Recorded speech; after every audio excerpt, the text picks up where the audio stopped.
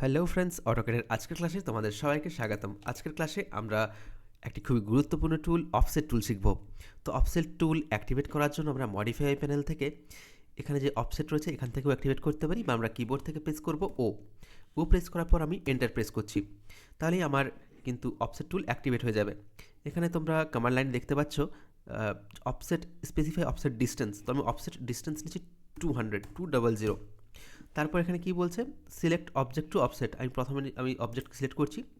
এবারে এই যে অবজেক্ট আমি সিলেক্ট করলাম, এরপর আমি চাইলে আমি রাইট সাইড বা লেফট সাইড যে কোনো দিকে আমি 200 অফসেট নিয়ে আমি আমার অবজেক্ট আমি ড্র করতে পারি। তোমরা চাইলে মাল্টিপল কপিজ সিলেক্ট করেও তোমরা মাল্টিপল কপি কিন্তু ড্র করতে পারো। আমি আপাতত আমি অফসেট টুল থেকে বাইরে আসছি, এসকেপ প্রেস করছি, দেন কন্ট্রোল জেড প্রেস করছি। কন্ট্রোল জেড প্রেস করলেই আমার যে আমি অফসেটটা নিয়েছিলাম সেটা ডিঅ্যাক্টিভেট হয়ে যাবে। আমি আবার অফসেট টুলটা অ্যাক্টিভেট করলাম। অ্যাক্টিভেট করার পর এখানে তোমরা দেখতে পাচ্ছ ইরেজ। আমি ইরেজে প্রেস করলাম। এখানে কি বলছে, ইরেজ সোর্স অবজেক্ট। এই ক্ষেত্রে কি হবে, আমাদের যে সোর্স অবজেক্ট যেটাকে সিলেক্ট করে আমরা অফসেট নিচ্ছি, সেই সোর্স যে অবজেক্ট সেটা কিন্তু ডিলিট হয়ে যাবে। তো এখানে আমি object erase source object after offsetting আমি ইয়েস করলাম। ইয়েস করার পর এখন কি বলছে, স্পেসিফাই অফসেট ডিস্টেন্স। আমি অফসেট ডিস্টেন্স নিলাম 150, দেন এন্টার।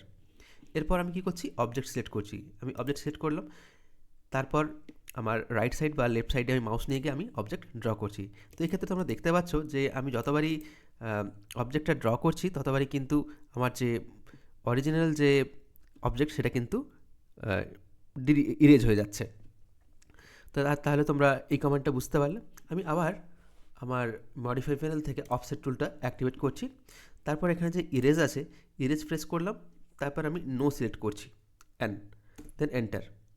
এরপর আমি কি করছি, স্পেসিফাই অফসেট ডিস্টেন্স। আমি এবারে অফসেট ডিস্টেন্স নিচ্ছি 100, দেন এন্টার প্রেস করলাম। এখন কি বলছে, সিলেক্ট অবজেক্ট টু অফসেট। আমি এখানে যে আমার একটা রেক্টেঙ্গেল রয়েছে সেটাকে আমি সিলেক্ট করছি। তো দেখো, রেক্টেঙ্গেল সিলেক্ট করলে এখন কিন্তু আমি 100 অফসেটের আরেকটা রেক্টেঙ্গেল কিন্তু ড্র করতে পারছি।